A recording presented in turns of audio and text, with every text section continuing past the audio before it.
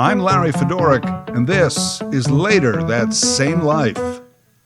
This is my weekly podcast featuring topics, discussions, and stories from our lives. Season 5, Chapter 9. Inflation. Gee, all this time I've been pronouncing it inflation.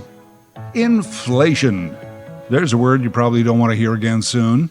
But I thought I would take the opportunity to explain it in a way so that we all understand exactly what's going on, if for no other reason than we know who exactly to blame. Firstly, I am not an economist, but I am willing to do the research and translate it all into a simpler language. Actually, within the economic chain, I am much more important than some asshole with an economics degree. I am a consumer. I consume goods and services, and I can be both the cause and a solution to inflationary times. Economists, what do they know? Well, something, I guess. But here's the problem.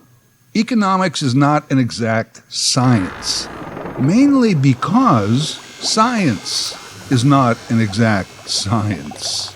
I'm not a denier. I believe in science. But we have to stop thinking of science in terms of exact. You know, for every problem that science solves, they also discover like 10 more questions that need answering. It's what keeps them in the labs. One might think that economics, money, numbers would be simple. It's just math.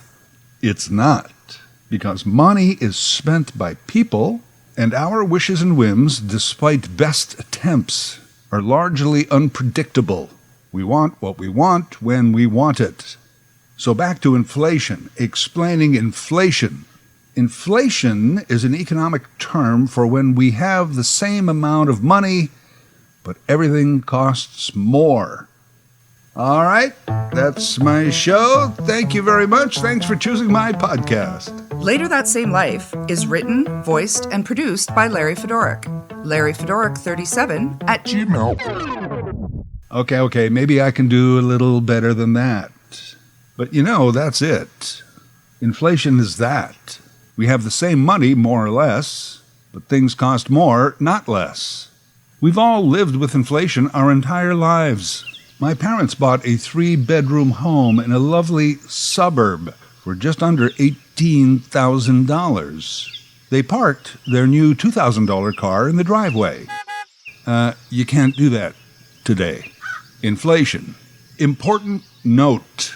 Inflation is a problem for people with money or access to money. Inflation is largely a middle-class problem. The poor already cannot afford their lives, and the rich, well, they can take the hit.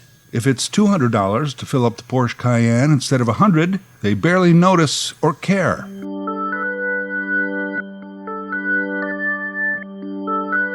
So what causes inflation? Inflation is inevitable. Like I said, we've always lived with it. Economists, governments, others who keep an eye on it, are comfortable with an inflationary rate of about 2% a year. It's usually around there, maybe a little higher. And it's why that $18,000 home recently sold for just over $400,000, and that was a bargain. Inflation, it's part of the cost of living. Always kind of amused by that phrase. You want to live? There is a cost, a price. What? I can't just live? I can't just be me? I have to pay? Yes, no free ride, no free lunch. The world runs on money. As inflation means things cost more, you've also probably heard the term cost of living raise. Usually that's the minimum raise a company will hand out if they give raises at all. Inflation is always ahead of that. I mean, think about it. If prices and wages went up at the exact same rate, there would never be inflation.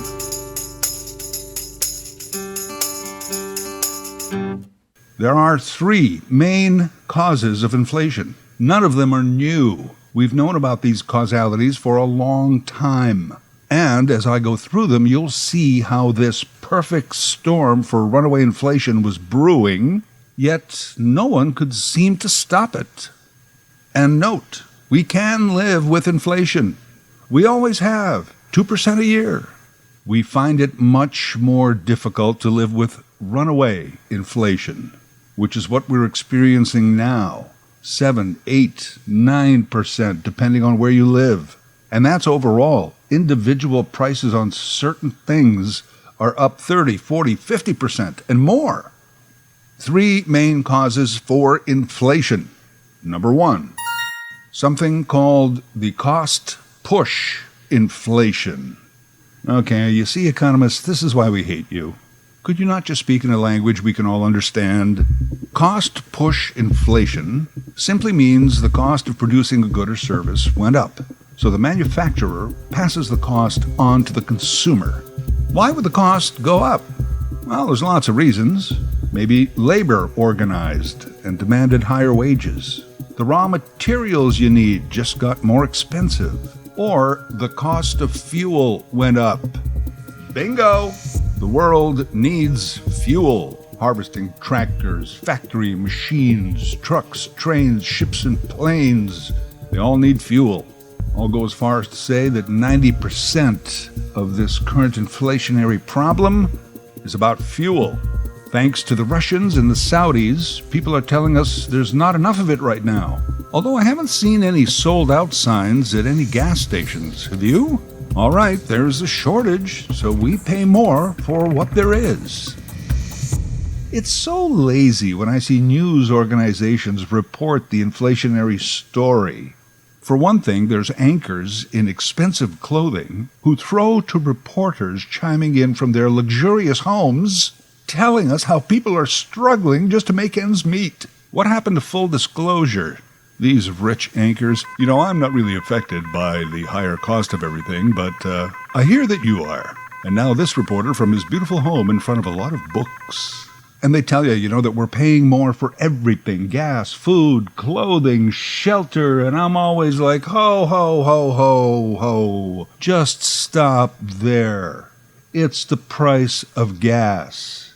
That automatically pushes up everything else. You solve Putin and MBS, and you solve most of inflation. And by the way, this is not some push for alternative energy sources. I mean, yes, we have to do that for other reasons. It's existential. But the world needs energy and fuel.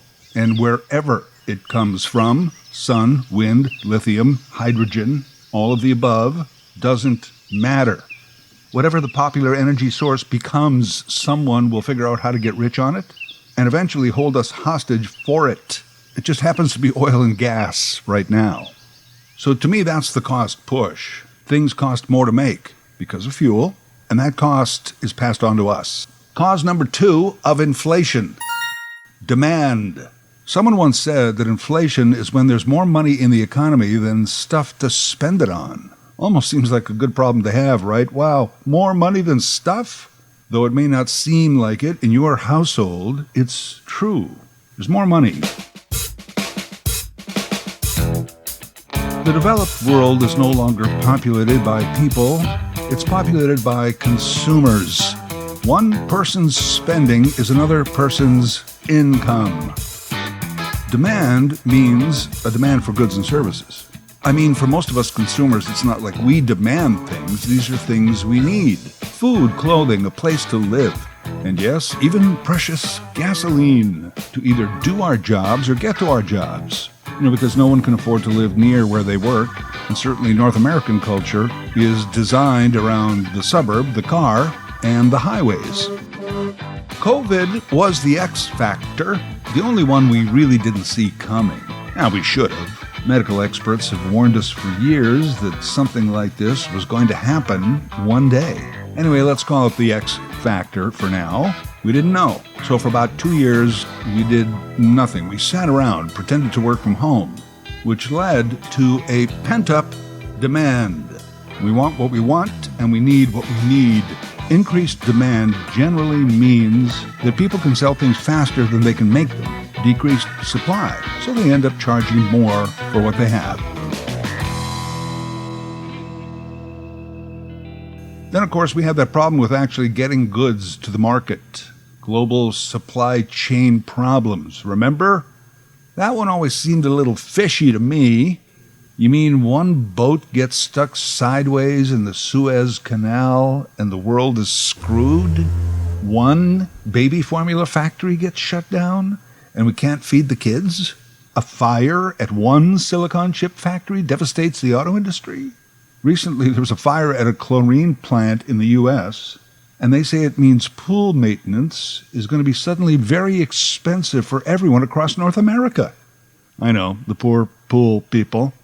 But really, is that how tenuous the world is? Or are you just messing with us? I don't know. Inflation cause number 3. The government. In my opinion, Western-based democratic governments are the smallest contributor to inflation, but quickly become the ones we blame the most. Government. Notice we don't blame corporate greed. Interesting that we don't often see that in the economists' books as a cause of inflation. It's huge. Corporate greed. Time to start blaming corporate greed, huh? Wage disparities, uneven distribution of wealth, profits by the next quarter at any human cost. We have to blame corporate greed. We don't. I get it. Some businesses incur higher costs and have to charge more. But think about this. The greatest amount of world capital is controlled by private interests, big business, and so forth. Even if they don't directly cause an inflationary period, they have the greatest ability to help get us out of it. And they don't. This just happened. A group of wealthy Bay Street executives sat in an expensive lunch at the exclusive Empire Club asking Canada's Minister of Finance what the government was going to do to help Canadians. It's what the executives do. People with money deal with other people with money. And the people who struggle for money, well, they're someone else's problem. We have to start holding the rich accountable. To whom much is given, much is expected. Why don't we just start by acknowledging and blaming corporate greed for inflation? We don't. Money worm. We also don't blame ourselves for continuing to spend. You know, fuel costs are up, but the freeways are still packed. There's still lineups at the airport. Hockey games and concerts are still sold out. Even during inflation, demand. We don't blame ourselves. We blame the government. What is the government doing about inflation? Fascinating that the same right-wing wackos who are demanding less government interference in their lives, freedom, we're becoming a dictatorship, they seem to be the first ones to demand that Trudeau or Biden or whomever do something about our gas prices. We need to drive our oversized pickup trucks. That's why they're wackos. By the way, the other day I saw a huge Ram pickup truck, probably used 3 liters of gas just to get across the intersection, and he was flying a Ukraine flag. And I remember thinking, you know, if you really want to support Ukraine, you could at least pretend to be less dependent on fuel. Well, wackos. Now, governments can contribute to inflation. For one thing, governments like Canada, the US, UK, others, control their currency. They can just print more of it. Actually, even easier today because you don't have to print bills or mint coins. Just a few keystrokes. Bam! There's more money. You throw more money into the economy, get it to the people so that the people can spend it. That's great, but you must be careful because the more dollars you add, the less each dollar is worth. Governments kind of did that during COVID. Here's more money. Please go out and spend it and keep the economy moving. That's terrific. I mean, some people really needed it, but lots of people who did not also got the cash. Large corporations and organizations also got free money. Many governments also control their central bank, the Fed, the Bank of Canada, etc. They lower interest rates so that people borrow more money. Now, we don't borrow from the Bank of Canada, but it is their interest rates that the everyday banks base their rates on. Lower interest rates allegedly increase spending. This is why you hear now about government banks trying to kick up interest rates. Theoretically, people borrow less, they have less, so they spend less. forcing prices to come down. Theoretically, that douses some of the inflationary fire. Theoretically. As I said, not an exact science. What else can governments do? Oh, here's one. They like to get elected on promising lower taxes. We pay less tax, great, we have more money. Matter of fact, now people are calling for a federal tax holiday on gasoline. Well, great, that would be like 10 cents a liter, about the same in the U.S. gallon.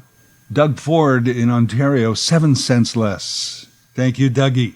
7 cents. Gosh, with that money, after about a year, I'll be able to afford one of those cookies from your daughter Kai Kai's Gourmet Cookie Company. And if you guys like these cookie taste test videos, because I know you do, I will link Kai Kai's cookies down in the description down below. So if you want to pick some up, head down there and pick some up, because I promise you won't regret it. That's all for today, guys. And I will see you guys in the next video. Bye.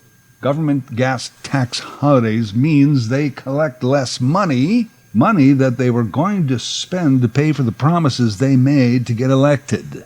So how's that going to work? Plus, cheaper gas could actually lead to more consumption, which could lead to higher inflation. Good luck with all that. These three government-controlled elements, currency, interest rates, taxes, can lead to more money for the consumer. More money in the economy than stuff to spend it on. We're back to inflation. Hey, do you know why you haven't seen a lot of protests against inflation? Price of gas. It's so expensive, we can't afford the Molotov cocktails. The current high inflation most of us are experiencing is said to be the worst in 40 years. Yes, back to the 1980s. Well, that's another black mark on the theories of Reaganomics. I was thinking, back in the 80s, I was already a young adult in the workforce. I don't remember high inflationary times. Guess I was somewhat immune to it, or just unaware. 2 points of that. One, there's a whole generation out there today, just like me back in the 80s, unaware, seemingly unaffected. The other point is that we got through it. Inflation is a problem for people with money or access to money. We got through it then, we can get through it again. It's not automatic, but possible. On the other hand, runaway inflation can actually collapse national economies. We've seen it happen. You want a loaf of bread? 150,000 Cronkites. Quart of milk? 90,000 dowry dues. In Venezuela in 2016, they had something called hyperinflation. Their currency became so worthless, it was worth more as a raw material than it was a money. People were taking the paper and weaving it into hats and handbags. So how does inflation end, and is recession inevitable? In my opinion, not an economist, a recession is inevitable this time. Here's why. If you have like 2% inflation, then it just levels out. It is what it is. But when you have high inflation, leveling out is not an option. I mean, we can't continue to pay $2 per liter, $5 a gallon for gas forever. We have to go back. Maybe not all the way back, but at least a good part of it. And going back, well, that's the opposite of inflation, and the opposite of inflation is called recession. We're going to have one. How deep will it go? Because, a deep recession means that we don't spend, and manufacturers have to close factories and people lose jobs. Worst case scenario, recession leads to a depression. Depression likely not going to happen, although never say never. Recession or not, inflation ends when all those things we try to do to end it slowly begin to kick in. Recap. Inflation is caused by increased cost to produce goods and services, in this case largely due to fuel prices. It's caused by our demand of these goods and services, and by the governments trying to throw money at a money problem. We as consumers are heavily in the mix as a cause and a solution, but again, we blame ourselves the least. One can say, we couldn't have anticipated a pandemic or an invasion of Ukraine by Russia. That's debatable. Maybe not those two things specifically, but we should have at least anticipated something like them and have prepared ourselves. Instead, the pandemic and Putin are like the sideways ship or the factory fire that slowly and one by one affected the rest of the world. The things I mentioned are indicators of impending inflation. Inflation itself is an indicator of instability. The world is far from stable. And now we are paying for that, literally. And hopefully now you understand all the factors. The basics are pretty simple. And I added as much context as I could. Because, even during inflation, talk is cheap. Later That Same Life is written, voiced, and produced by Larry Fedoruk. LarryFedoruk37@gmail.com. Subscribe to Larry's podcast YouTube channel. Get automatic notifications with each new episode.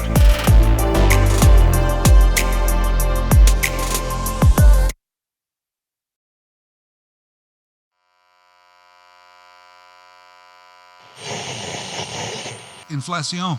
We are looking at how to pronounce this word, as well as how to say more interesting, related, and often mispronounced words as well. Inflation. You do want to stress on the second syllable. Both British and American pronunciations are rather similar here. As inflation. Pretty straightforward. Once you know, inflation. Inflation.